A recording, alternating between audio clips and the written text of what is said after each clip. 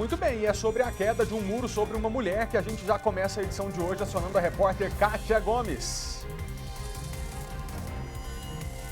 Oi, Malta, pensa no susto que essa família tomou. Essa mulher de 54 anos estava fazendo o almoço, quando de repente sentiu, cair em cima dela o telhado, junto também com o muro. O marido ouviu o barulho, foi ali, prestou socorro, encontrou a mulher completamente ensanguentada, Tudo aconteceu aqui onde nós estamos, no Riacho Fundo.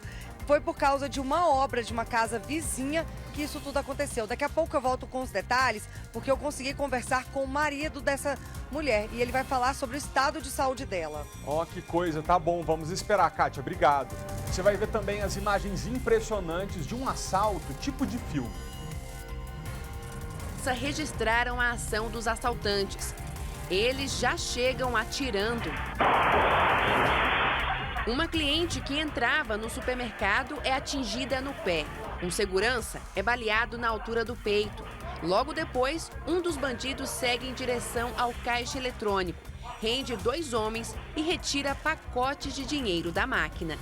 O impressionante é que todos eles estão fortemente armados e usam máscaras e perucas para esconder o rosto. O assaltante que aparece roubando a arma do vigilante, por exemplo, usa a máscara do Coringa, vilão do filme Batman. Antes de fugir, a quadrilha ainda obriga o segurança a ir até a entrada do mercado e efetua vários disparos.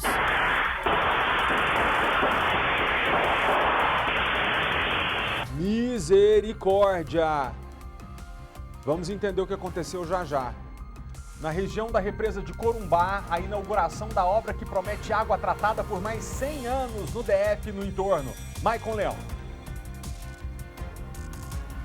Quase 10 anos, viu, Malta, até que a obra do consórcio Corumbá fosse concluída. Essa estação de tratamento aqui tem capacidade para produzir cerca de 2.800 litros de água tratada por segundo, o que vai dar para atender cerca de 1.300.000 habitantes da região do entorno e também de algumas regiões administrativas do DF. Eu te conto quais daqui a pouquinho. Que coisa boa, né, gente? Racionamento é um pesadelo que pode ficar para trás. Alô, molecada! Quase triplicou o número de pipas presas na rede elétrica do Distrito Federal. Vitória Mello. Felipe, a Neoenergia registrou um aumento de 188% no número de ocorrências envolvendo pipas aqui no Distrito Federal. E além de colocar a vida das pessoas em risco, essa brincadeira também pode prejudicar o sistema de distribuição de energia. E por isso a gente faz o alerta e daqui a pouquinho tem algumas dicas para a criançada brincar com segurança, principalmente num dia bonito, assim como esse, Felipe. Combinado, Vicky. Até já. O nosso jornal já está no ar. 15 para meio-dia, nós estamos ao vivo. Vamos começar com essa história, com esse susto que viveu uma moradora aqui do Distrito Federal. Uma mulher de 54 anos de idade ficou ferida depois que a parede de uma obra da casa vizinha desabou em cima da casa dela. Que louco, né? Imagina, você dentro da sua casa, aí de repente cai um monte de tijolos em cima da sua cabeça. Já estamos com as imagens na tela. Você está vendo aí o buraco que fez o muro quando desabou em cima da casa dessa senhora de 54 anos de idade que estava almoçando. Estava preparando o almoço, coitada, nem comida ela não tinha ainda. O impacto da queda foi tão intenso que destruiu o telhado, como a gente vê, alguns móveis, danificou ali parte do fogão e a vítima ainda precisou ser levada para o hospital. Essa informação a gente vai confirmar daqui a pouquinho. Nós já podemos acionar a repórter Kátia Gomes, que está com a gente ao vivo. Kátia, é com você. Vai chamar. Come. Não tô ouvindo. Oi? Eu tô sem retorno. Daqui a pouquinho a gente volta lá com ela, então pode voltar aqui pro estúdio, por gentileza. Agora sim, Kátia, você agora tá me ouvindo? Oi. Agora eu escuto, Malta. Não, pode então, trazer olha suas só, tudo aconteceu aqui no Riacho Fundo. Posso falar? Claro, Desculpa. fica à vontade. Então tá, deixa eu explicar. Tudo aconteceu aqui, nesta rua onde nós estamos no Riacho Fundo. Dá uma olhadinha ali, Malta, no terceiro pavimento daquela casa ali, onde tem um muro branco. Foi exatamente ali que os pedreiros estavam terminando de levantar o muro quando de repente esse muro caiu, atingiu o telhado da casa e caiu em cima da moradora que tem 54 anos. Ela estava fazendo o almoço. O marido dela me contou que eles tinham acabado de chegar de viagem e ele falou que queria muito comer um frango. Aí ele foi fazer o frango enquanto a mulher estava lá no fogão cozinhando o arroz. E aí foi nesse momento que ele ouviu um forte barulho e quando ele foi ver o que tinha acontecido, percebeu que a mulher estava sob escombros e já estava bastante ensanguentada, principalmente no rosto, porque o telhado e também o muro aqui da casa acabou caindo em cima do rosto dela, atingiu o nariz, atingiu o braço e as costas. Ele ficou ali desesperado. O pessoal da obra da casa ao lado veio até o local, prestou todo o socorro, inclusive foi a dona da casa que chamou o corpo de bombeiros para prestar os socorros. E aí, quando os bombeiros chegaram, eles fizeram um atendimento e levaram essa mulher para o hospital. Ela recebeu alta ontem à noite mesmo, eles voltaram para casa. Ela não quis falar com a imprensa porque ela estava muito abalada, mas o marido dela conversou com a gente e contou todos os detalhes. Inclusive, ele disse que o netinho dele, de 3 anos, estava no momento, né, do acidente e ele estava bem perto ali da mulher dele. Então, por pouco, esse menino de 3 anos também não é atingido pelos escombros. O Corpo de Bombeiros encaminhou para a gente fotos e vídeos, né? As imagens são impressionantes, mostram, né, momentos depois da queda. Então, vou mostrar mais uma vez para vocês. Aquele muro branco ali, aquela parte de cima, ela estava sendo erguida e foi exatamente aquela parte que caiu. Ontem à noite mesmo, o telhado já tinha sido consertado, o pessoal da obra deu toda a assistência aqui para os moradores. Bom, vamos ouvir então a entrevista que eu fiz com o marido da vítima, que ajudou a socorrê-la, estava na casa no momento do acidente. Ele contou detalhes de como tudo aconteceu. Estava preparando o almoço, né? Eu tinha falado para ela que eu estava com vontade, queria comer frango com batata. Aí a gente fez um combinado, né? Eu fazia o frango e ela fazia o arroz. E eu coloquei o frango para assar e depois que o frango estava pronto, o arroz dela estava pronto, eu vim preparar a mesa que fica na varanda. Eu estava preparando a mesa e ela estava no fogão preparando as panelas para a gente servir o almoço. Foi quando eu ouvi o barulho. Quando eu ouvi o barulho, eu corri para a cozinha. Meu neto de 3 anos estava ali junto com ela, porque toda vez que ela está na cozinha, eles estão por perto. E ele passou por mim correndo, assustado.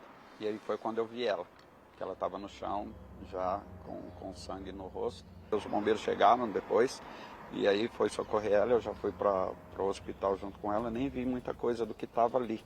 Mas ela estava bastante machucada. A princípio a gente viu ela com bastante sangue no rosto, né? Então a preocupação era muito grande, né? E naquele momento eu perguntei para ela se ela estava sentindo dor, os bombeiros perguntaram para ela se ela estava sentindo dor.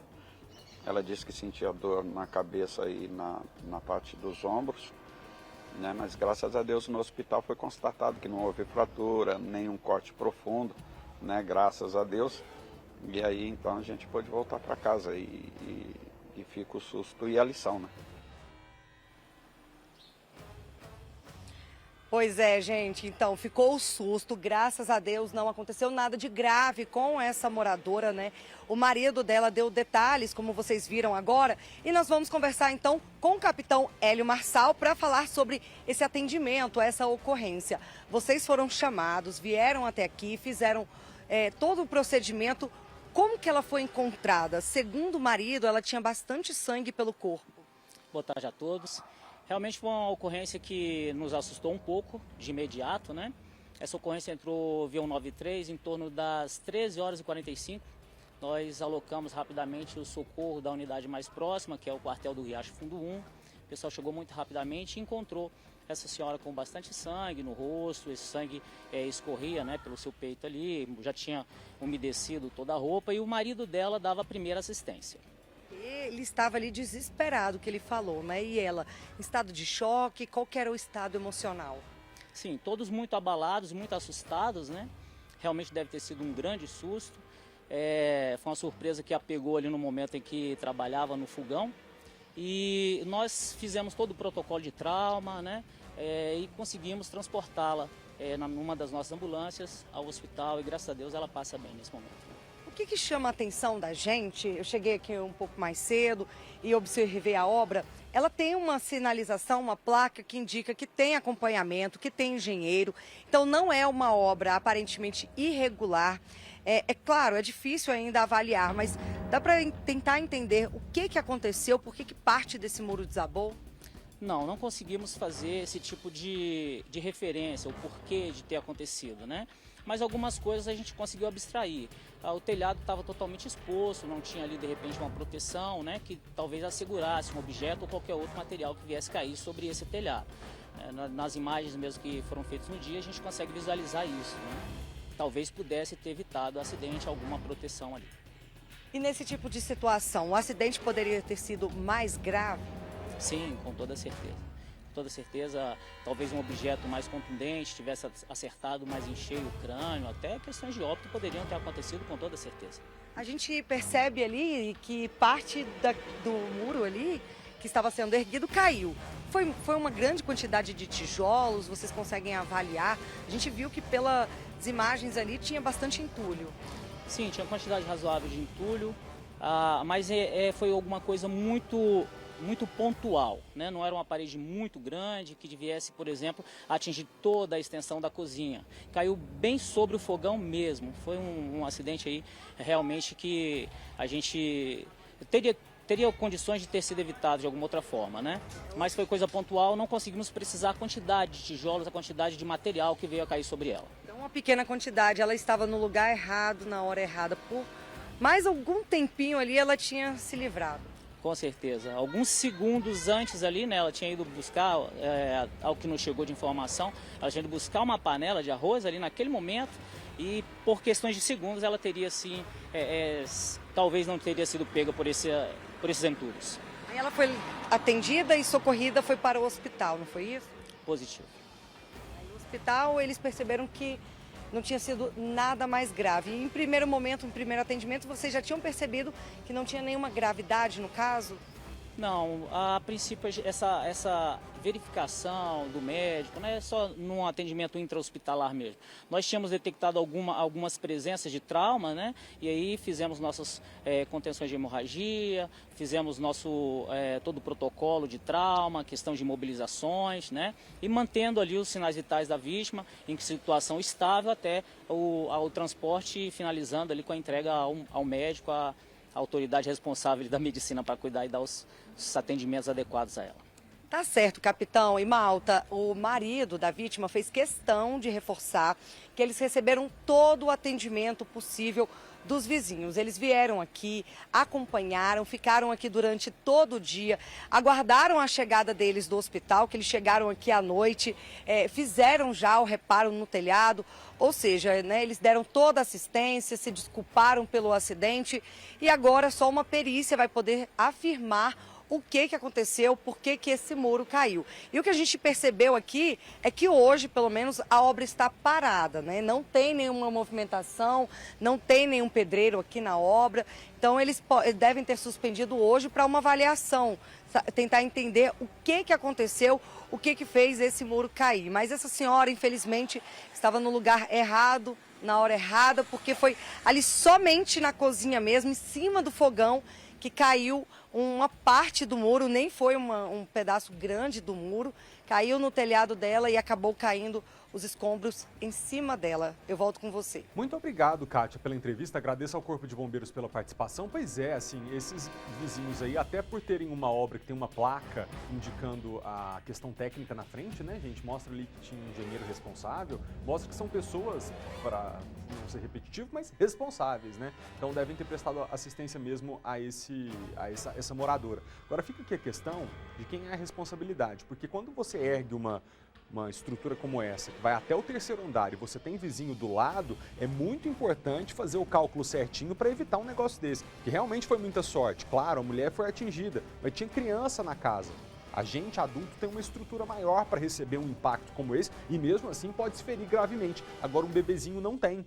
Então, se você está subindo um muro e do seu lado você tem vizinho, tem que tomar muito cuidado para não acontecer isso. Parece história da carochinha, né? Parece lenda, mas, gente, acontece. Então, é importante que o engenheiro responsável pela obra veja se foram os trabalhadores que não seguiram a ordem das etapas corretas da construção ou se foi um erro de cálculo dele, aí é preciso entender o que aconteceu, mas isso só a perícia poderá dizer. Mas que bom que ela está bem. Um abraço para a senhora, viu? Tomara que a senhora se recupere dos machucados e do susto. E um americano de 42 anos de idade foi preso por tráfico internacional de drogas no aeroporto de Brasília. Ele transportava 4 quilos de metanfetamina, uma droga muito potente.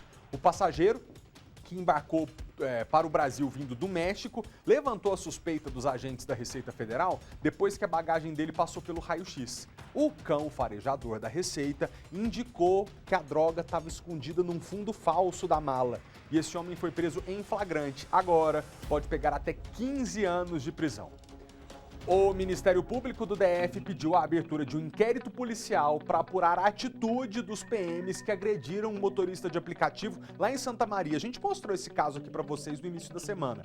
Só para vocês relembrarem, o motorista foi pedir ajuda aos policiais militares para que eles socorressem um homem que estava embriagado e que estava tendo convulsões no meio da rua. Quer dizer, o homem foi até os PMs pedir ajuda para uma outra pessoa.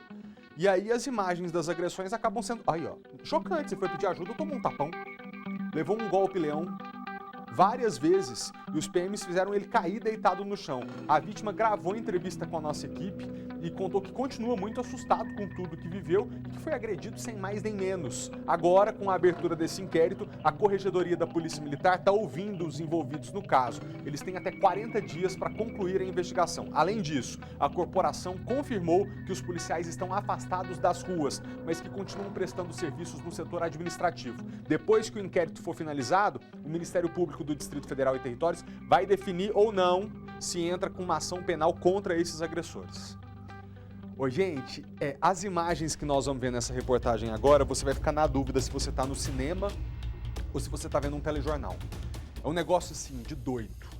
2 pessoas foram baleadas depois que uma quadrilha fortemente armada assaltou o caixa eletrônico dentro de um supermercado no interior de São Paulo. Vocês vão ver o abuso dos criminosos, porque quando eles agem dessa maneira, é realmente acreditando que não vão ser punidos, que não tem lei para eles, que não tem polícia que os pegue. O negócio é assim, é um escárnio mesmo com o Estado brasileiro. Eles usavam máscaras de personagens dos sucessos do cinema. Câmeras de segurança registraram a ação dos assaltantes. Eles já chegam atirando. Uma cliente que entrava no supermercado é atingida no pé. Um segurança é baleado na altura do peito. Logo depois, um dos bandidos segue em direção ao caixa eletrônico, rende 2 homens e retira pacotes de dinheiro da máquina. O impressionante é que todos eles estão fortemente armados e usam máscaras e perucas para esconder o rosto. O assaltante que aparece roubando a arma do vigilante, por exemplo, usa a máscara do Coringa, vilão do filme Batman.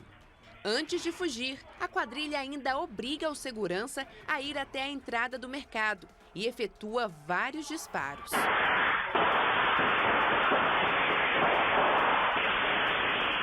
Segundo o proprietário do supermercado, o caixa eletrônico foi abastecido na segunda-feira, mas parou de funcionar.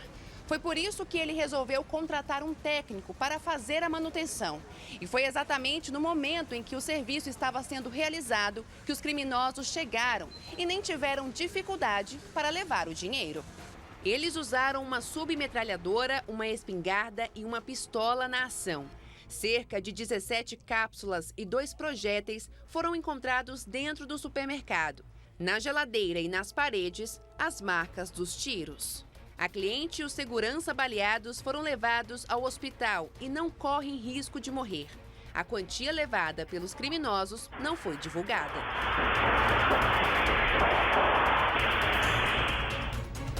Gente, entraram no supermercado com um total de 0 preocupação com a vida das pessoas que estavam ali. Porque não atiraram depois de terem visto uma reação de cliente, segurança, policial, não. Chegaram atirando. Você viu que a senhorinha que estava ali na porta do supermercado, ela já toma um tiro no pé e sai mancando? Olha isso, olha aqui, ela já, nesse momento, coitada, ela vê que o pé dela foi alvo de um disparo. O homem ali do lado tá com uma peruca verde, uma máscara do Coringa. E naquele momento que você tá vendo aí no centro da tela, ó, ele tá aí de peruca verde, volta e vai encontrar ali o segurança do supermercado que estava armado. E ele aborda esse segurança também para levar arma de fogo, enquanto os comparsas estão ali no cantinho da tela tentando levar o dinheiro do caixa eletrônico. Gente, realmente isso aí poderia não ser La Casa de Papel ou o filme do Coringa? É um negócio impressionante. Agora, olha isso, se a gente está num país em que os criminosos não têm pudor de fazer uma ação como essa, pitoresca, cinematográfica. Olha isso, atirando pra cima.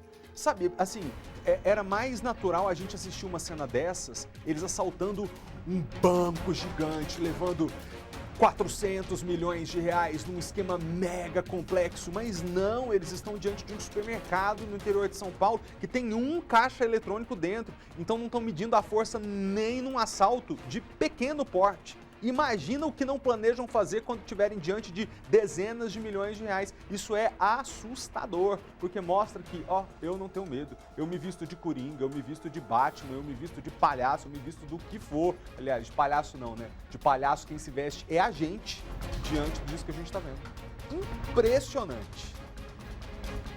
A Justiça lá do Rio de Janeiro decidiu colocar em liberdade a senhora Monique Medeiros. Lembra dela? Que foi presa preventivamente pela morte do filho, o Henri Borel. A juíza responsável pelo caso levou em consideração as ameaças que ela, Monique, estava sofrendo dentro da cadeia.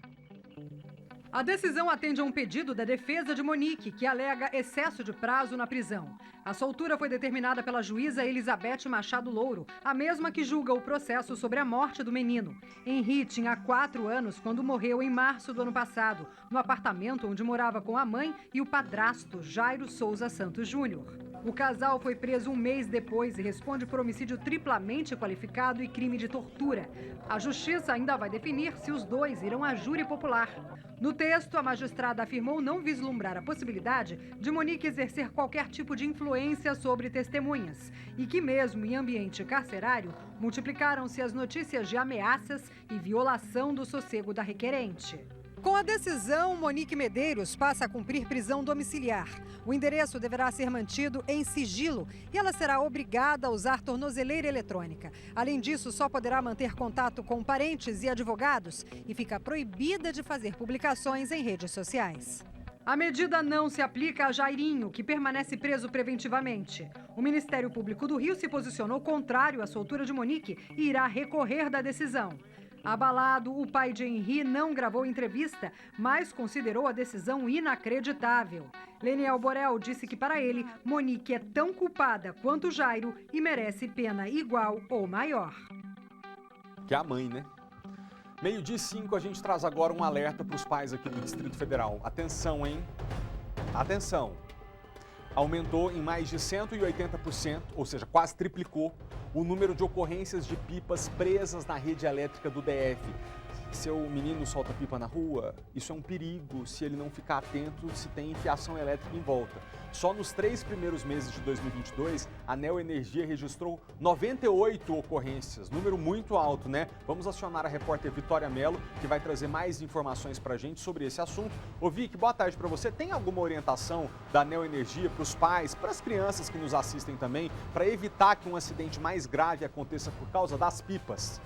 Tem sim, Felipe. Boa tarde a você, boa tarde a todos. Como você disse, né, um número muito preocupante. Só nos 3 primeiros meses desse ano foram 98 ocorrências. Para ter ideia, nesse mesmo período do ano passado foram 34. Então, um aumento de 188%. Por isso, fico alerta, né? Além de colocar em risco a vida das pessoas, também prejudica o sistema de distribuição de energia elétrica. E por isso, hoje a gente convidou aqui a Rose Menezes, que é gerente de saúde e segurança da Neoenergia, para explicar para a gente quais os principais pontos que as pessoas devem observar antes de começar essa brincadeira. Boa tarde, Rose. Boa tarde. Os principais pontos, né, importantes é que é uma brincadeira que parece ser inofensiva, onde adulto e criança geralmente acabam brincando juntos, mas precisam ser observados. Primeiro, sempre soltar pipa, né, empinar pipa em locais abertos, onde a gente não tenha presença de rede elétrica. Observar o vento também é muito importante, porque mesmo que o local não tenha uma rede elétrica próxima,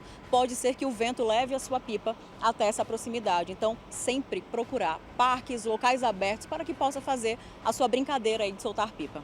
Até você deu um exemplo que aqui a torre de TV é um lugar ideal, né? Exatamente. A torre de TV a gente tem toda uma rede subterrânea, então não tem risco. As pessoas podem vir, a criançada, os adultos, né? E soltar sua pipa aqui com segurança. Locais abertos, os parques também que a gente tem espalhado por todo o Distrito Federal, são uma boa opção para poder soltar a pipa.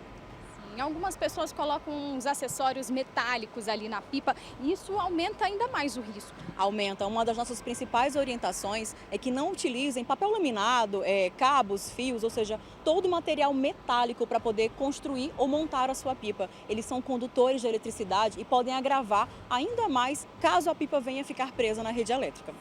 E o cerol, a gente sabe que é proibido, mas muita gente ainda insiste em usar o cerol e que também acaba sendo um risco ainda maior. Sim, o cerol ele acaba sendo um risco não só para quem está soltando pipa, mas também para as pessoas ao entorno, né? Então, os motoqueiros que podem passar pelo local. Então, o cerol ele acaba sendo cortante. Então, ele tanto pode cortar o cabo de energia, fazendo com que o fornecimento de energia seja cortado, como ele também pode causar um grave acidente e levar até a morte de quem está utilizando. Então, não é uma boa opção de maneira alguma estar utilizando o cerol para estar soltando pipa. Principais dicas mesmo é buscar um lugar aberto, é uma brincadeira legal, às vezes tem pai e filho, vai aquela coisa meio que afetiva, né? Mas com segurança para não colocar ninguém em risco e para a Neoenergia, né, não ter tantas ocorrências assim. Sempre. É principalmente verificar o local, usar a brincadeira como realmente uma brincadeira para que tenha segurança e se preocupar com o local onde vai ser solta essa pipa. O que é importante? Acho que reforçar. Se a pipa ficar presa na rede, jamais tentar retirar, tá? Outra, se a pipa por acaso cair dentro de uma subestação, somente os profissionais da Neoenergia Brasília estão habilitados para poder entrar na subestação e retirar. Todo o cuidado é pouco, a brincadeira é muito bacana, é muito boa, mas feita com segurança para que todo mundo volte para casa. Muito obrigada, Rose. Obrigada. Felipe, é esse o recado da Neoenergia. Eu volto com você aí no estúdio. Muito obrigado, a Neoenergia, pela participação e pelas dicas importantíssimas para a gente preservar a saúde das crianças aqui do Distrito Federal. Valeu, Vic! Gente, nós passamos aqui no DF por um período lá em 2017, 18, né, tão sofrido de racionamento, vocês lembram disso? Um alerta tão grande para a necessidade da gente usar água com parcimônia, sem desperdício, sem ficar horas no banho. Muito bem, a notícia de hoje é boa. A CAESB e a Saneago, que é a equivalente à CAESB lá no estado de Goiás, estão inaugurando hoje o Sistema Produtor de Água do Corumbá. Essa obra deve beneficiar mais de 1 milhão de habitantes aqui do DF e do entorno também e vai ampliar o abastecimento de água tratada em várias cidades do Distrito Federal e da região de Goiás em volta da gente. Parece que tem muita autoridade nessa inauguração hoje, inclusive o governador do Distrito Federal, Ibanez Rocha, e o governador de Goiás, Ronaldo Caiado. Eles já tiveram brigando às vezes na internet, né? Hoje vão se encontrar pessoalmente. Quem está lá acompanhando tudo isso é o repórter Maicon Leão, que vai trazer outras informações pra gente. Maicon, boa tarde para você. Me diz uma coisa, aqui no Distrito Federal, quais vão ser as cidades que vão receber a água aí do Corumbá? A pessoa vai abrir a torneira em casa e falar assim, essa água aqui não vem do DF não, tá chegando lá da represa do Corumbá. Oi, Malta, boa tarde para você, para todo mundo ligado no SBT Brasília. Essa história de racionamento, você falou, se Deus quiser, ficou para o passado, viu? Respondendo a sua pergunta, são cidades mais ao sul do Distrito Federal, Santa Maria, região do Gama, com cerca de 145 mil moradores, pessoal lá do Riacho Fundo, então eles vão se beneficiar desse consórcio, que é o do Corumbá, uma parceria, como você bem disse, que acontece entre a Saneago e a CAESB, inclusive para trazer detalhes para a gente sobre essa obra que a gente vem mostrando que está acontecendo e que agora a gente vê a água já está correndo por aqui, está tudo pronto, é o presidente da CAESB, Pedro Cardoso. Pedro, um dia muito importante para a história de Goiás e também do Distrito Federal. Essa água aqui já vai começar a chegar nas torneiras, né? Boa tarde. Boa tarde. Exatamente. Essa é a primeira etapa dessa obra, ela vai atender Gama, Santa Maria, Recanto, e ela dá uma tranquilidade hídrica para o entorno sul e para o Distrito Federal. Com essa obra ainda pode aumentar a capacidade com a instalação de um novo conjunto de motobombas e a gente dobraria essa capacidade. aí nós conseguiríamos inserir esse sistema ao sistema, os 5 sistemas produtores de Brasília, e vamos afastar de vez as palavras racionamento, crise hídrica do Distrito Federal. Malta, o presidente falou agora em dobrar a capacidade. Para eu atualizar você que está em casa, hoje esse sistema aqui tem capacidade para produzir por segundo, são quase 3 mil litros, 2.800 litros de água que ele tem capacidade para tratar, isso por segundo. A gente sabe que a demanda é alta, mas a quantidade de água tratada que está saindo daqui também é bastante. Começa agora beneficiando essas regiões e, claro, dá uma desafogada no sistema, né, presidente? Isso, ela permite que nós possamos racionalizar o uso dos nossos 2 grandes sistemas, o Descoberto e o Santa Maria. A gente pode ampliar e levar essa água também para São Sebastião, Jardim Botânico. No segundo semestre nós já vamos licitar uma adutora para que possamos atender essas 2 localidades. E é uma obra grande, é uma obra do saneamento, é um compromisso com o meio ambiente. A gente vai cuidar das margens da barragem, a gente busca água no meio ambiente, trata e leva para os lares. E a gente pega o esgoto, trata e devolve para o meio ambiente. É uma relação cíclica que uma empresa de saneamento tem com o meio ambiente. E o compromisso de levar a melhor água para Brasília. Presidente, uma parceria muito importante da CAESB com a Saneago, que juntas trabalharam na construção desse sistema. Começa essa captação lá em Lusiânia, passa pelas adutoras até que chega aqui, faz esse tratamento e aí daqui segue para atender as cidades do entorno, as cidades goianas e também as regiões administrativas do distrito. Uma parceria que deu certo, né? Isso. A sinergia resultante dessa parceria Saneago-CAESB foi a entrega dessa obra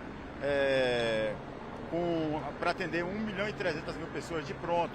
Então é uma parceria profícua que nós temos aqui no Corumbá e em Águas Lindas de Goiás. Inaugurado, funcionando, água indo direto da torneira agora, presidente. Isso. O Distrito Federal pode ficar tranquilo e o entorno sul que vão receber água de grande qualidade. Nossos técnicos são muito competentes no que fazem. Presidente, muito obrigado pela participação do senhor no SBT Brasília.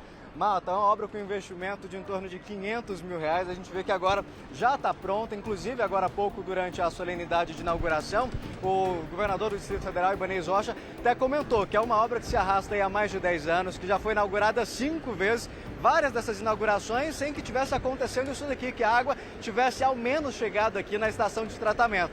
Agora a gente vê que essa obra realmente ela foi concluída, essa primeira etapa, que vai beneficiar os moradores aqui da região do entorno, de Valparaíso, inclusive Águas Lindas, que está na outra ponta, segundo o presidente da Saneago, Ricardo Suavinski, também será beneficiado pelo seguinte: acaba diminuindo a sobrecarga do sistema de lá, permitindo que a água de lá seja mais beneficiada, por exemplo, destinada diretamente para esses moradores de lá.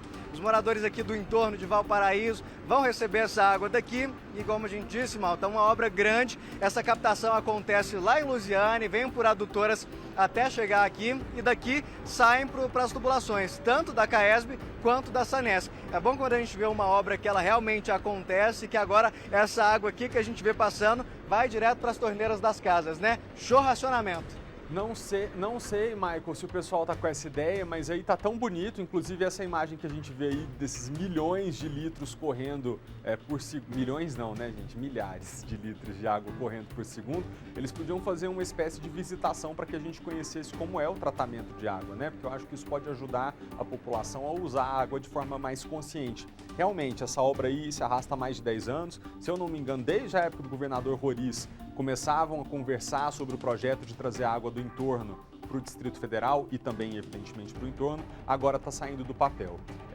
A importância dessa obra é óbvia, né? A gente se livra do risco de racionamento por 100 anos, mas ficaremos com a necessidade de economizar, porque economia é o tom dessa era que a gente está vivendo, é zero de desperdício em tudo, em comida, água, energia elétrica, roupa, dinheiro, tudo que a gente puder economizar, tem que economizar. Mas o que eu acho mais legal, Maicon, é que a gente enterra também de uma vez por todas aquele sentimento que às vezes o morador do entorno do Distrito Federal tem de que ele depende do DF, que é só o DF que traz estrutura, que só é o DF que fornece serviço público. Não, agora você que mora em Valparaíso, Lusiânia, no entorno do Distrito Federal, pode bater no peito e falar assim, olha, a água que é consumida em parte do Distrito Federal vem da minha região, que é importante também, que é fundamental para a economia e para a rotina de milhões de pessoas. O entorno do Distrito Federal não é um penduricalho no DF, é uma região integrada e que precisa ser cada vez mais tratada como tal, como codependente, como interdependente do Distrito Federal. Obrigado, hein, Maicon, pelas informações, até mais. E depois de dezenas de perfis falsos sendo atribuídos ao Eduardo Alves, sabe quem é, né? O personal trainer de Planaltina que bateu no morador de rua, que estava dentro do carro com a esposa dele. Então, agora, o Eduardo voltou mesmo para as redes sociais, é verdade, tá? Ele estava com os perfis apagados enquanto resolvia a avalanche de problemas que vieram desde o episódio com a esposa. Queria até já pedir que a gente colocasse aqui na tela o perfil do Instagram que as pessoas pudessem conhecer. Ó. É @EduardoAlvesTrainer. A Sandra, que é a esposa dele, continua internada num hospital psiquiátrico, mas já recobrou a consciência, graças a Deus. Tomara que tenha serenidade, né? Paz de espírito, para poder entender o que passou com ela e retomar a vida perto das pessoas que a amam. E o Eduardo agora, coitado, ele precisa voltar a trabalhar, tem conta para pagar, óbvio. Então no Instagram, a conta dele hoje já ultrapassou mais de 50 mil seguidores. É essa que você está vendo aqui no canto da tela, Eduardo Alves Trainer. E por ali ele faz consultorias online de atividade física, divulga treinos para quem se interessa por musculação e atividade física. Então se você parar para ir lá no Instagram, inclusive, ver os comentários que as pessoas têm deixado, vocês vão ver que são milhares, né, de internautas que deixam mensagem de apoio para que o Eduardo possa voltar a trabalhar em paz, retomar a vida depois de tudo que aconteceu. Quanto ao inquérito, a polícia ainda não o concluiu e a investigação continua. A polícia militar prendeu um casal que escondeu drogas no corpo de um bebê na Asa Norte. Os policiais do Grupo Tático Operacional Rodoviário pararam um veículo com um casal no eixão da Asa Norte que estava sendo conduzido em alta velocidade. Durante a abordagem, os militares desconfiaram do volume no casaco que cobria a criança. E quando os PMs revistaram o veículo, viram o tijolo de 1 quilo de maconha enrolado no corpo do bebê. Mas que maldade, hein? O motorista disse que foi contratado para levar essa droga de Ceilândia para Planaltina. O homem de 41 anos e a mulher de 24 foram levados para a 5ª Delegacia de Polícia na Asa Norte. Já os policiais descobriram que o celular usado pela mulher, para piorar, era roubado. Gente, a gente já está em abril, né? Mês passado, março. Em março, o Tribunal Superior Eleitoral registrou o menor número de adolescentes com título de eleitor na história do nosso país. Em todo o Brasil, eram cerca de 850 mil jovens com 16 ou 17 anos com esse documento emitido. Em 2018, nas últimas eleições para governador, para presidente, por exemplo, no mesmo mês, em março, tinha mais de 1.800.000 pessoas com 16 ou 17 anos aptas a votar. Meu Deus, quase 1 milhão a mais. Por essa baixa, né, nos números, a Anitta, o Zeca Pagodinho, outros artistas têm usado as redes sociais para incentivar os jovens a votar nas eleições de outubro desse ano. Anitta usou os stories para chamar a atenção de quem ainda não tirou o título de eleitor. Jovens, adolescentes, vai tirar esse título de eleitor, pior taxa desta história de quem vai tirar título, vambora. Vambora. Que eu já tô fazendo demais também, ó. Uma hora eu vou cansar, hein? Uma hora eu saio correndo, vocês vão ficar aí sem motivo pra sorrir. Pablo Vittar também puxou a orelha dos fãs. A galera não tá indo tirar o título de eleitor. Que é isso, minhas filhas? Ó. Oi. Vamos acordar pra vida, né, minha filha? Ó, clica aqui, tira o título de eleitor, pra quando chegar às eleições não ficar falando, eu poderia ter votado. Votar em reality show é muito bom, é muito divertido, mas mudar a história do nosso país é melhor ainda. Larissa Manoela usou o Twitter para reforçar que o prazo para tirar o título de eleitor termina em 4 de maio e brincou: vamos botar um cropped e reagir, turma.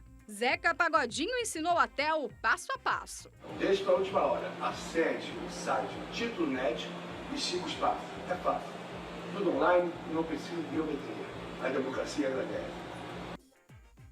Em outubro, milhões de brasileiros irão às urnas para escolher presidente da República, governadores, senadores e deputados. Aqui no DF serão mais de 2 milhões de eleitores. Muitos deles vão votar pela primeira vez. São jovens que têm a esperança de alterar, de impactar e participar dos rumos do país. Se você pretende fazer parte desse grupo, é preciso ficar atento. O prazo para a emissão do título de eleitor vai até o início de maio. Este ano, vamos voltar a ouvir esse barulhinho. Dia 2 de outubro, os brasileiros vão eleger o presidente da República, governadores, senadores, deputados federais, estaduais e distritais. Mais de 2.100.000 pessoas devem votar aqui no DF. E muitos jovens de 16 e 17 anos estão decididos a ir às urnas. Mesmo tendo a opção de não votar, eles fazem questão de fazer parte do processo democrático na escolha dos seus representantes. Uma turma cheia de ideias fresquinhas, conectada, que vive buscando conhecimento. Eu sinto que as novas gerações, por elas terem mais acesso à informação, por a gente ter nascido numa época que a gente brinca, que a gente já nasceu conectado na internet, a gente tem essa responsabilidade de conscientizar e também de entender para poder conscientizar, claro. Mas principalmente com toda essa internet, as nossas gerações, elas têm um pensamento totalmente diferente. E pode ser muito mais progressista, pode ser uma ideia muito mais que pode guiar a gente para um futuro melhor, se tudo correr certo, correr bem. Arthur conta que a escola ajudou muito a tomar a decisão de votar este ano.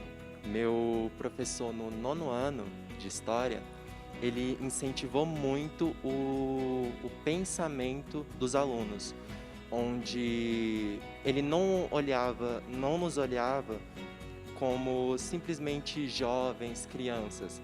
Ele olhava como o futuro do país. E aí, isso foi uma das coisas que foi um estalo para mim em pensar que eu tenho o poder de decidir o que vai ser o futuro do nosso Brasil, né? O título de eleitor do Cauã já está pronto. Ele fez a emissão assim que completou 16 anos. Eu completei 16 anos em 9 de agosto e decidi tirar logo o título eleitoral, né? Porque estava chegando as eleições e quando está se aproximando, acaba congestionando o site do TSE, eu tirei logo em setembro. Eu achei muito fácil, simples e rápido. O voto é importante porque é a sua decisão ali, né? Então, se você não decidir, os outros vão decidir por você. E não adianta mais você reclamar ou questionar. Você não decidiu naquela hora, né? Aí acaba que você vai ter tanto poder de falar ou de argumentar contra, né? Já que você não participou na hora. A solicitação para tirar o título de eleitor pode ser feita até maio. O processo é online, não precisa nem sair de casa. Basta acessar o endereço eletrônico da Justiça Eleitoral, no nosso caso www.tre-df.jus.br, ou diretamente no endereço do Título Net. E de maneira muito simples, com passo a passo indicando, fazer a sua solicitação para a emissão do título. Basta para isso ter um documento oficial com foto e um comprovante de residência, que se não estiver no seu nome, pelo menos o nome de um dos responsáveis com quem ele resida. É muito importante frisar que isso deve ser feito até o dia 4 de maio, quando acontece o fechamento do cadastro eleitoral. De acordo com esta cientista política, os jovens estão cada vez mais engajados. Para ela, a insatisfação com o país e a vontade de mudar podem explicar o interesse dos novos eleitores. Isso é um perfil do jovem, né?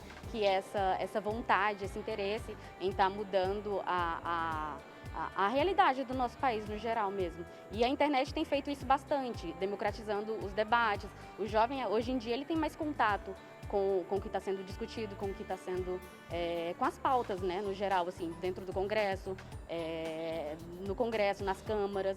Então, é importante a gente fortalecer isso. O voto não é uma atividade fim, né, como eu já comentei. O voto, a política, ela está inclusa em tudo, nos valores dos preços do mercado, na questão da mobilidade, também tem a iluminação pública, a saúde, que está sendo super demandada nos últimos dias, ou seja, a política está inclusa em tudo, né? Votar é um ato de cidadania e para eles também é esperança de dias melhores. A gente espera um Brasil melhor, com melhores oportunidades, com melhores vantagens para pessoas que têm uma necessidade tanto financeira, né, que tem essa necessidade, ter uma probabilidade maior de entrar em um emprego, numa faculdade, ingressar, né, ter um melhor desenvolvimento na sua vida cotidiana.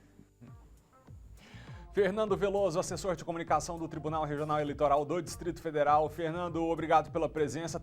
A gente tem visto um esforço da Justiça Eleitoral para chamar as pessoas às urnas, porque em uma democracia, quanto maior for o número de eleitores que participam da decisão do voto, mais representativa é essa decisão, não é, Fernando? Tem que chamar as pessoas para votar.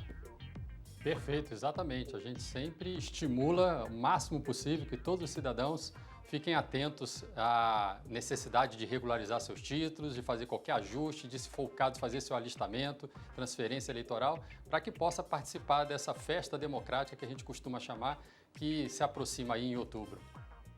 Para os jovens especificamente, diante do número que a gente viu há pouco, em março desse ano, 850 mil pessoas com 16 ou 17 anos aptas a votar. Em 2018, no último pleito para presidente, governador, senador, deputado, era quase 1 milhão a mais. Meninos e meninas, 16, 17 anos, o prazo vai até o dia 4 de maio. E é muito simples, né, Fernando? Não tem muita dificuldade. O que essa molecada tem que fazer para poder tirar o título?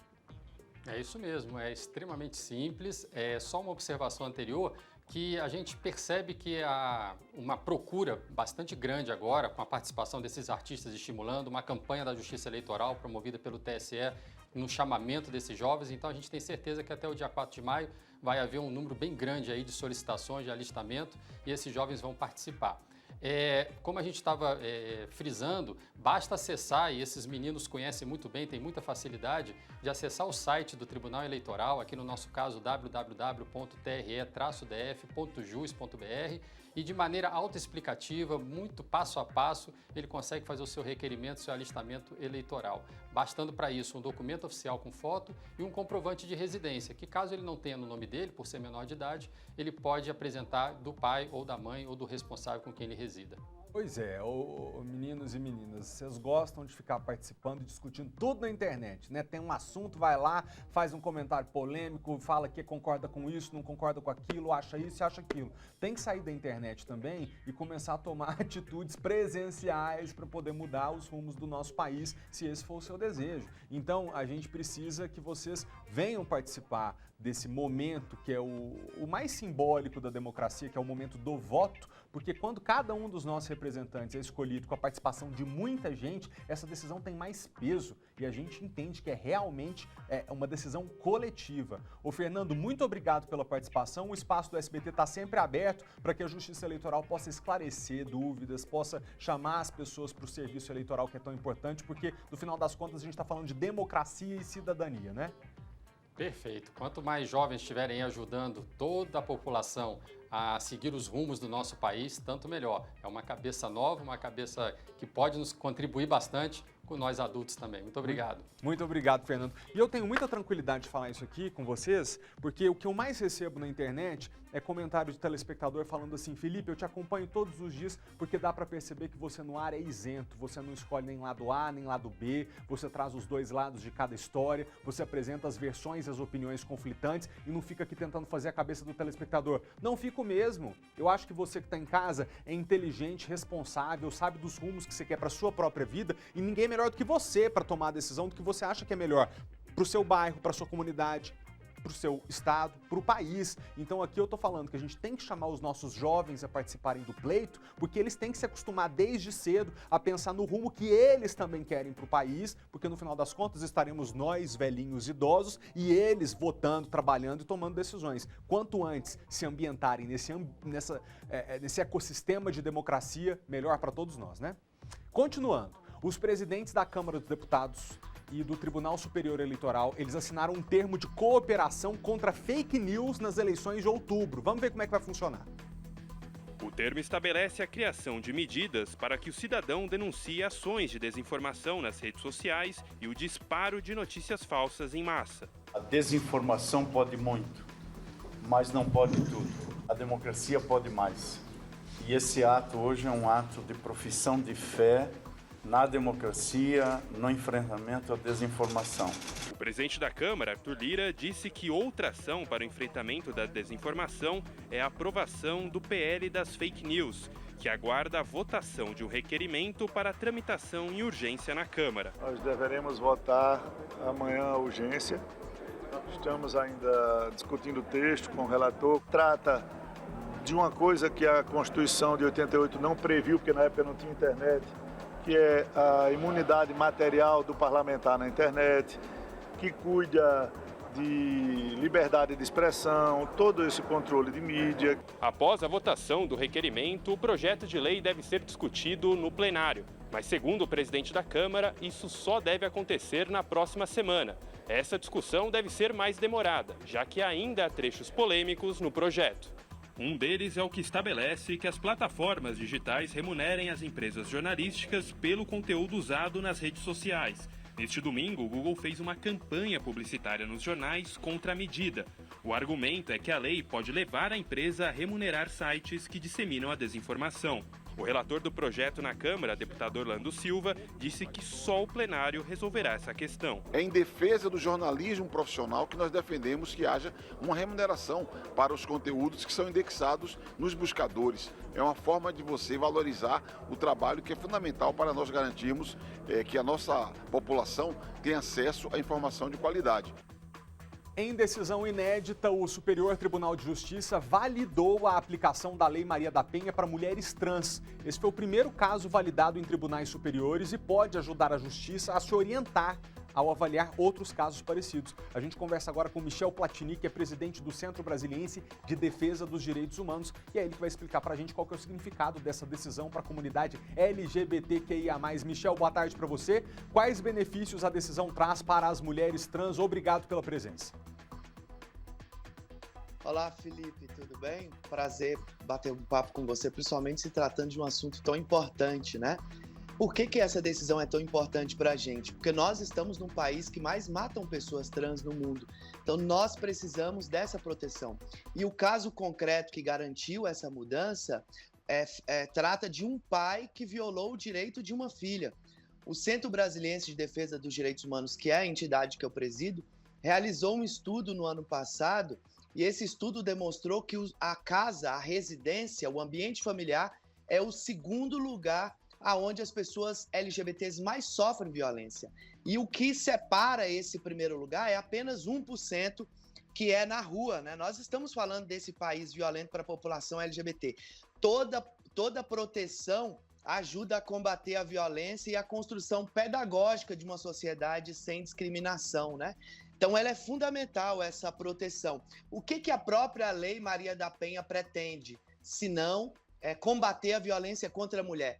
A Lei Maria da Penha não deseja ou não quer ou em nenhum momento quis categorizar quem são essas mulheres. É uma proteção para defender e para proteger as mulheres dessa violência. E a população LGBT, como eu falei, é vítima de muita discriminação e violência no âmbito de suas casas, né? E nós estamos falando, como eu já falei reiteradamente, que nós estamos no país que mais matam pessoas transexuais, que mais violam direitos das pessoas transexuais. Então a decisão é muito importante para a gente, porque estende, dá repercussão geral a essa proteção, né? Garante que mulheres trans possam recorrer à justiça, possam se utilizar de mais um instrumento, né? Recentemente o STF equiparou a LGBTfobia ao crime de racismo, mas nunca é demais quando a gente fala de proteção para a população LGBT, que é uma população que ainda está muito vulnerabilizada nessa sociedade, né? Ô Michel, me permita utilizar o termo que eu sei que é retrógrado, mas porque eu acho que uma parcela dos nossos telespectadores talvez não esteja habituado a esse conceito da mulher trans. É o que se chamava de travesti, né? Que não pode, que é feio falar assim, agora é a mulher trans. Então, essa decisão da Lei Maria da Penha, assim, ela não pode ser agredida pelo irmão, pelo marido, no ambiente familiar, e essa proteção da lei se estende a essa mulher também, é isso, certo? A mulher travestis, que é um termo apenas utilizado na América Latina, mas também as mulheres transexuais, a travestis e transexuais. Há essa proteção hoje. Como eu falei no início desse diálogo, a residência, o ambiente familiar ainda é muito hostil para essa população.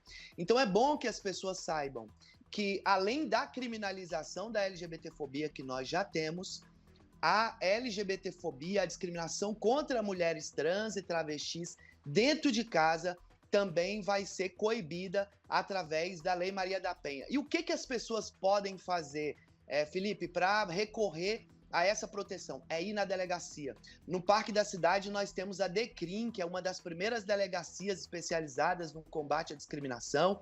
Também na Delegacia Especializada da Mulher, ela pode utilizar essa proteção em qualquer delegacia próxima de sua casa. Se você é uma mulher transexual, travesti e é vítima de hostilidade, discriminação, violência doméstica no âmbito familiar, procure a delegacia mais próxima e denuncie essa agressão. A Lei Maria da Penha é mais uma proteção que nós conquistamos depois de muita luta para essa população. Obrigado, Michel, pela participação. Faço suas as minhas palavras. Violência é inaceitável de qualquer tipo, especialmente para uma população que já convive com o preconceito e com a violência escondida, nas entrelinhas, todos os dias. Então, assim, partir para agressão nunca mais. Se a senhora que nos assiste agora é uma mulher trans e está sendo alvo de agressão do seu primo, do seu irmão, de um vizinho, procure a delegacia, não deixe isso passar batido. Existe lei, polícia e amparo para você. E se no que depender da gente, existe espaço também no jornal para que a gente possa te alertar sobre isso que está acontecendo. Michel, obrigado, tá, pela participação. Até a próxima. Obrigado, Felipe. Uma boa tarde para todos. E violência nunca mais, LGBTfobia é crime, denunciem. Muito obrigado, Michel.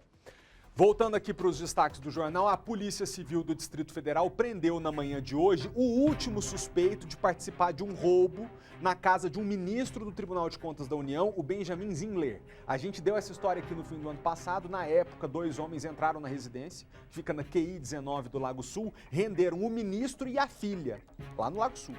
Os bandidos até apontaram a arma para a cabeça desse ministro, mas agora parece que o último que participou foi preso. Quem tem as informações para a gente é a repórter Kátia Gomes. Kátia, onde é que esse homem foi encontrado? Oi, Malta. Esse último homem que participou desse crime foi encontrado em Águas Lindas de Goiás. No começo de janeiro, a Polícia Civil já tinha prendido um outro envolvido na Central do Maranhão, que é um município que faz parte do Maranhão, né? Então a polícia continuou as investigações e agora conseguiu localizar esse segundo suspeito do crime escondido aqui pertinho, em Águas Lindas de Goiás. Como você disse, né? O ministro do TCU teve a casa invadida por esses 2 criminosos. Ele ficou ali cerca de 15 minutos com uma arma apontada na cabeça. Foi colocado dentro de um quarto junto com a filha. E aí o cachorrinho da família começou a latir e chamou a atenção do segurança. O segurança foi confirmar o que estava acontecendo, ver o que tinha acontecido. Esses 2 criminosos perceberam a aproximação do segurança e fugiram sem levar nada. Agora, para falar sobre a prisão desse segundo envolvido, eu vou conversar com o delegado Tiago Carvalho, que participou dessas investigações.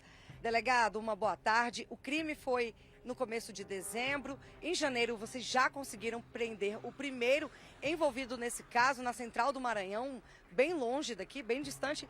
E agora esse segundo envolvido está preso, né? Então, diante disso, as investigações foram concluídas? Boa tarde, Kátia, Malta e também quem nos assiste. É isso mesmo, Kátia. Ainda no mês de dezembro do ano passado, no início de dezembro, 2 indivíduos ingressaram de maneira ilícita em uma residência situada na QI 19 aqui do Lago Sul e, na ocasião, após subjugarem 2 moradores daquela residência, mediante o uso de arma de fogo, eles acabaram se preparando, né, para subtrair alguns objetos daquela residência e acabou que um segurança da residência encontrou com eles naquele momento e a ação acabou sendo frustrada.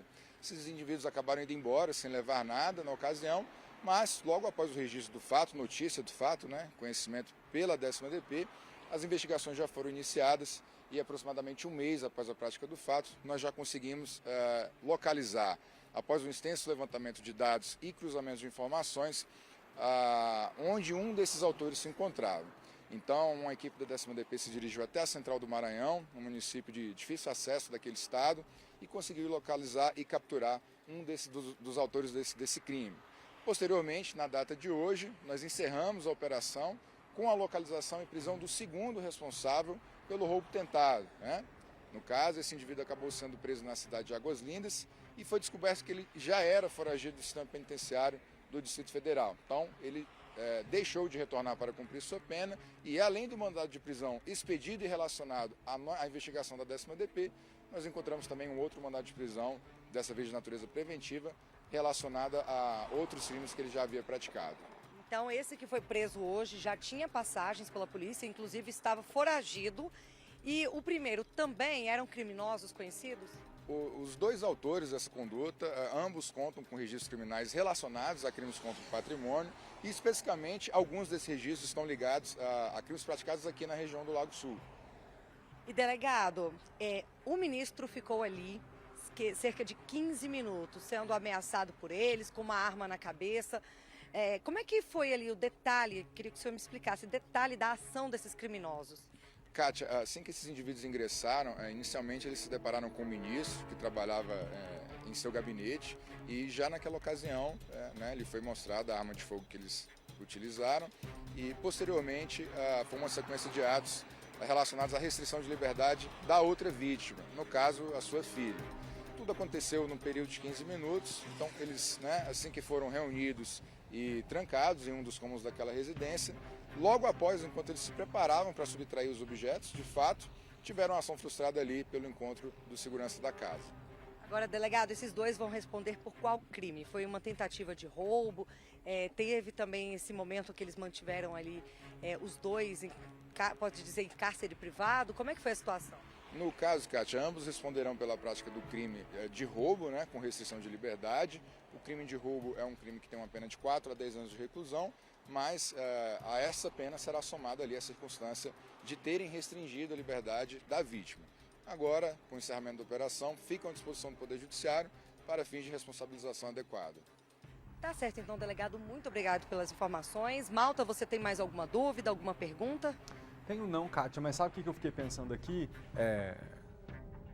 É realmente difícil morar num país em que bandido não fica preso, é realmente muito complicado a gente ter que noticiar todos os dias que pessoas com dezenas de antecedentes criminais continuam soltas nas ruas cometendo crime, mas é um alento morar no Distrito Federal e saber que de fato a gente tem a melhor polícia civil do país e a melhor polícia militar do país, porque pelo menos no que cabe ao policiamento e à prevenção e depois a buscar esse criminoso depois dele ter cometido o crime, a gente fica sossegado porque vão achar. Então, assim, o que depois é feito na justiça e esse homem acaba solto, a gente não tem muito o que fazer. Mas me dá um alívio saber que aqui, de todo impune, ele não passa, não. Ele vai ser encontrado e vai ter que responder, ainda que brandamente, mas vai ter que responder porque a polícia vai encontrar. Obrigado, Kátia, pelas informações. Estamos de volta, 12h49 ao vivo. Deixa eu pedir aqui um minutinho da sua atenção para poder falar o seguinte. Eu continuo te esperando aqui no Instagram, tá? É @FelipeMaltaTV, ó, tá aqui na tela para você. Você vai ver que agora tá verificado, tem o selinho azul, você não vai ter dúvida de que sou eu. E é por aqui que eu recebo a sua mensagem, sua sugestão, crítica, elogio. Tento responder as pessoas que nos acionam aqui pelas redes sociais, mas o mais legal é quando você manda foto. De você e da sua família acompanhando o nosso jornal, porque aí sempre que dá, eu brigo, viu, que o pessoal quer dar só notícia. Eu falo, não, a gente tem que colocar na tela as pessoas que nos acompanham todos os dias também. Então, se é o seu caso, mande pra gente a sua foto, seu comentário, @FelipeMaltaTV, que eu vou ficar muito feliz. E desde já, obrigado pela audiência. Deixa eu te dar um recado, na hora de conquistar um carro pelo melhor preço, ó, a Primavia Fiat Aeroporto tem os maiores descontos do Brasil e vantagens incríveis. Então garanta o seu Fiat Mobi Like 22 completaço, com entrada de R$ 11.840, mais 47 parcelas de R$ 1.129 e uma parcela final de R$ 23.910. Acontece o seguinte, lá no final a recompra é garantida. É a oportunidade imperdível que está passando agora na sua televisão. Tem mais oferta para você. Tenha toda a potência da Fiat Toro Turbo Flex 270 2022/22 completinha por R$ 129.890. É a picape com design imbatível e um motor potente feita para você à pronta entrega. Quando eu falo da Toro, eu gosto de dizer, finalzinho do ano passado, meus amigos, eu peguei uma Toro e fui de Brasília a Itacaré. Quase 3.000 quilômetros ida e volta, eu fiquei encantado com a potência do carro, então se você está precisando de uma picape para você viajar, enfrentar a estrada, mas que também precisa te atender nas suas necessidades do dia a dia, a Toro é uma excelente opção, tá bom? Venha para a Primavia Fiat Aeroporto e aproveite as ofertas especiais antes que acabe o estoque, aí você vai ter que esperar muito tempo. É o melhor negócio de Brasília. Saiba mais sobre as condições pelo telefone simples, 2195 2111. Outra vez, 2195 2111. Agora a gente volta para as notícias.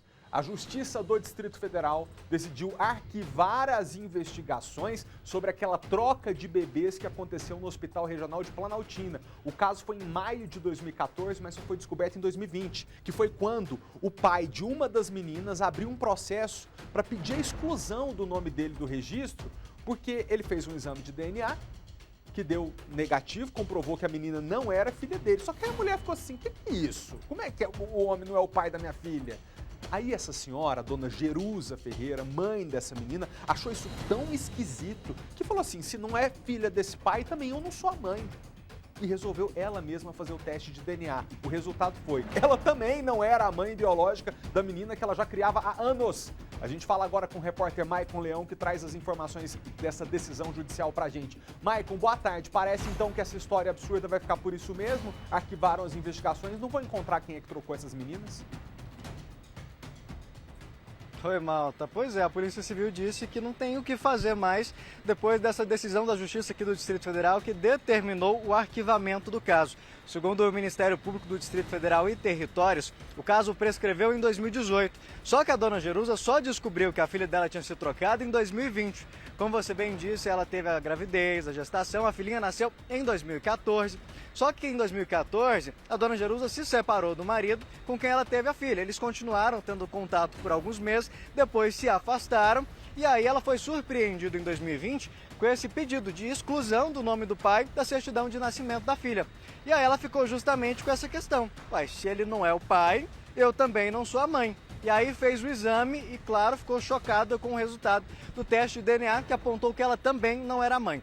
Aí eles entraram na justiça, conseguiram descobrir que a filha dela tinha sido trocada com outra bebê que nasceu 5 minutos depois.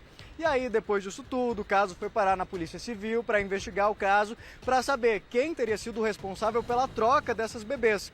O caso estava sendo investigado, já vinha se arrastando, mas agora a Justiça determinou que o caso tem que ser arquivado e que não vai ser possível apontar quem foram os responsáveis. Malta, a identificação incorreta de recém-nascidos é considerado crime pelo Estatuto, na verdade, da Criança e do Adolescente e pode responsabilizar o enfermeiro, o obstetra e até o diretor da unidade médica onde essa criança nasceu e não foi identificada corretamente. Agora a família cobra por justiça, apesar deles terem conseguido lidar, digamos assim, até de uma situação tranquila, que elas mantiveram as relações, eles não decidiram trocar as filhas. Mantiveram cada um com quem já estava criando, até porque essa troca só foi descoberta quando elas já estavam com 8 anos.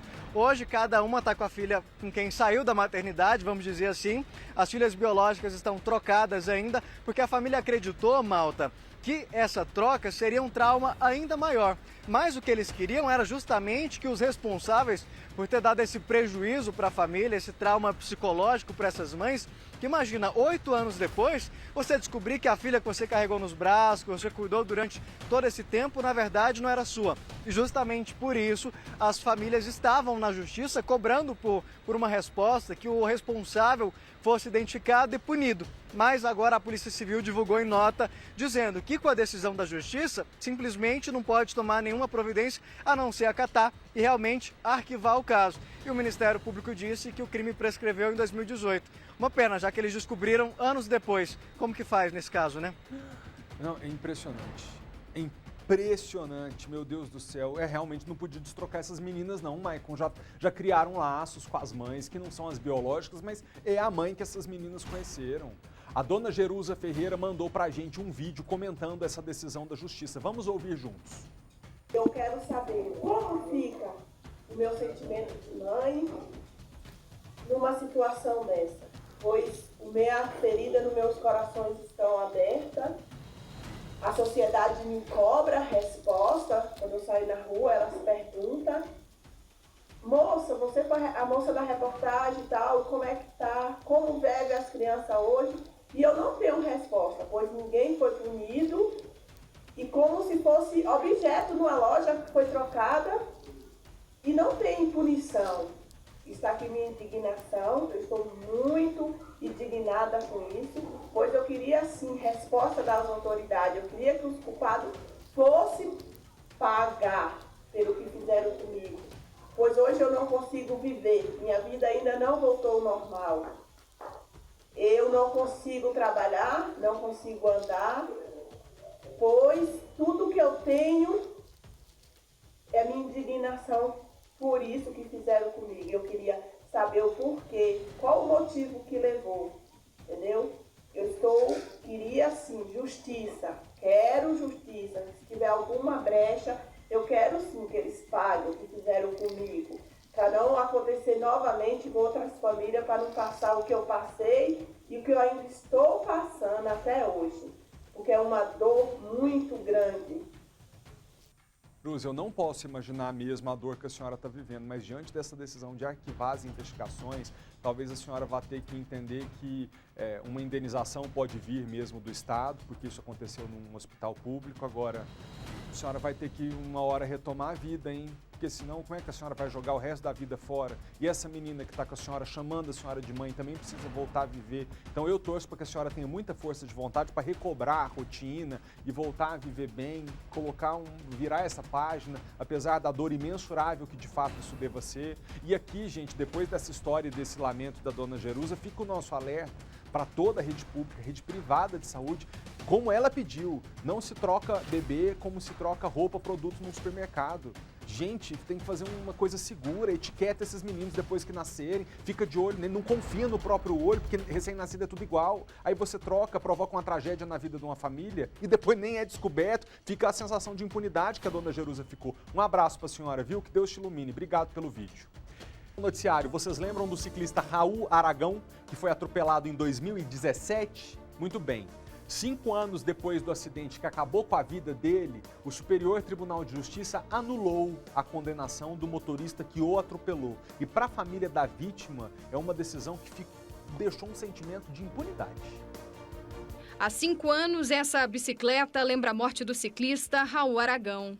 No poste, uma homenagem em memória de quem defendia a magrela como um meio de mobilidade e mobilização contra a violência no trânsito. Esta semana, uma decisão da Justiça fez a família e os amigos de Raul reviverem a dor da perda do ciclista. O STJ anulou a condenação do motorista que causou o acidente. Nem a justiça você consegue, aí a dor ainda aumenta mais para a família e para os amigos, né? Raul Aragão foi atropelado na 407 Norte em 2017.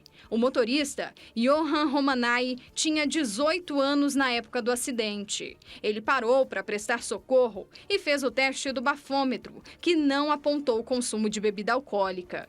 Em 2018, Johan foi condenado a 2 anos de prisão em regime inicial aberto por homicídio culposo, quando não há intenção de matar. A detenção foi substituída por penas alternativas, como trabalho comunitário. O primeiro laudo usado no processo indicou que o motorista estava a 95 km por hora, aqui na L2, onde a velocidade máxima da via é de 60 km. Mesmo assim, o documento não apontava a causa da colisão. Já o segundo laudo, pedido pela desembargadora do Tribunal de Justiça do Distrito Federal, apontou que a causa determinante para o acidente foi a velocidade. E a condenação de Johan foi com base nesse segundo relatório. Mas os ministros do STJ entenderam que esse novo laudo não poderia ser considerado como prova principal, com maior peso que as provas já apontadas pela acusação. A Corte Superior não se preocupou com a prescrição. Ao publicar a sentença, essa decisão ontem, levou obrigatoriamente a prescrição, porque no dia 22 de março fez 4 anos da decisão de primeira instância. Esse processo estava lá há mais de 2 anos. Anulou-se tudo que foi feito e que já era muito pouco. Essa pessoa vai sair impune e nós vamos sair com a dor da perda e a dor da injustiça. Lá na Torre de TV está a repórter Vitória Mello, que tem outras informações para a gente. Vicky, é com você. Pois é, Felipe, em pronunciamento, a ONG Rodas da Paz disse que essa decisão do STJ destruiu toda a esperança de justiça buscada pela família de Raul Aragão. Inclusive, aqui ao meu lado está o Rafael Dornelles, que é conselheiro da ONG Rodas da Paz, que vai falar para a gente como que chegou essa situação até vocês. Você estava comentando que todo mundo foi pego de surpresa, né, Rafael? Boa tarde. Boa tarde. Foi uma mistura de surpresa com tristeza. É como se a tragédia estivesse acontecendo novamente, né? E um sentimento de inconformidade, muita tristeza em todos os amigos e familiares do Raul Aragão. O Raul era um integrante ativo, né, do Rodas da Paz, um defensor da bike. Sim, o Raul ele fez a formação de voluntários com a gente, ele era um grande amigo de todos nós, ele participava de campeonatos de bicicleta, de fixa, ele trabalhava no Bike Anjo, ensinando as pessoas a pedalar, ele fazia pesquisas de contagem de ciclistas com a gente, ele estava atuando diretamente nessa questão das políticas de bicicleta e foi uma perda enorme, assim, muita gente ficou muito triste dentro da ONG. Foi uma desmobilização muito grande na ONG até de se recuperar, até muito graças à presença da mãe do Raul, né, tipo, compartilhando essa força dela com a gente para superar essa tristeza, porque foi muito grande. Você chegou a comentar comigo que até algumas pessoas acabaram desistindo de andar de bicicleta.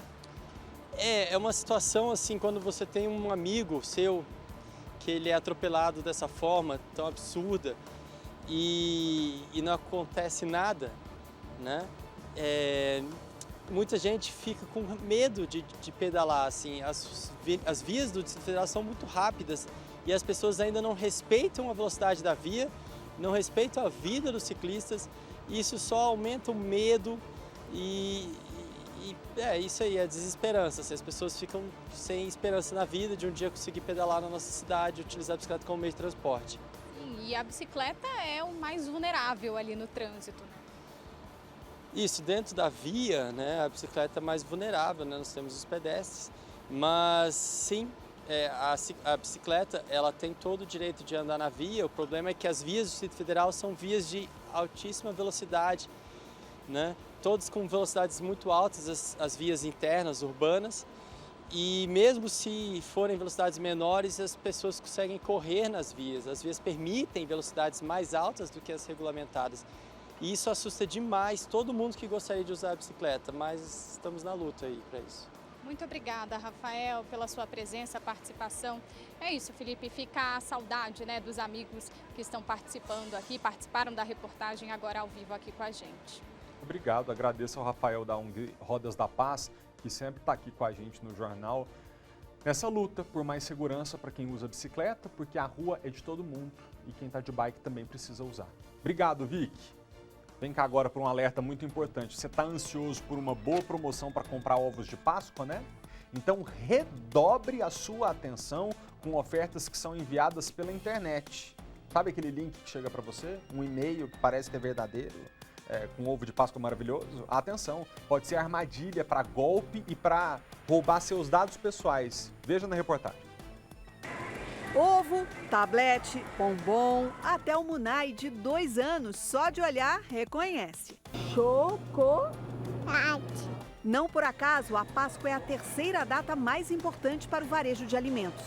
O problema é o preço. Os ovos estão até 40% mais caros que no ano passado. Sabe o que a Luzinete está fazendo? Pesquisando os preços. Boa, porque a diferença de um mercado para o outro é absurda.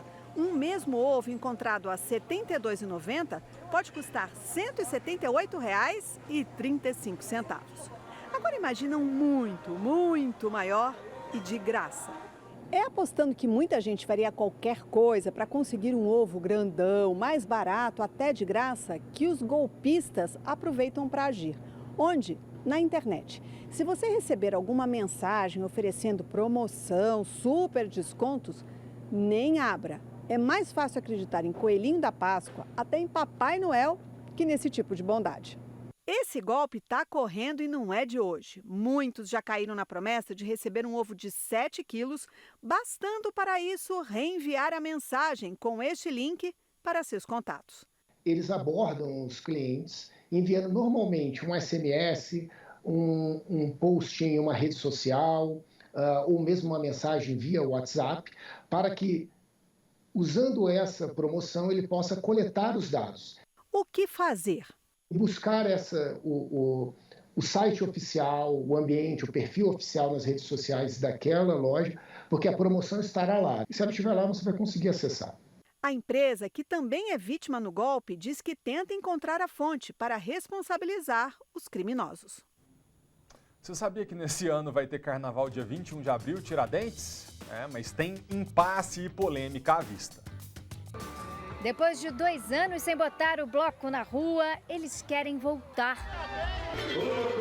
O manifesto, que representa mais de 400 blocos da capital paulista, alega que não há justificativa para a prefeitura proibir o carnaval de rua livre, diverso e democrático.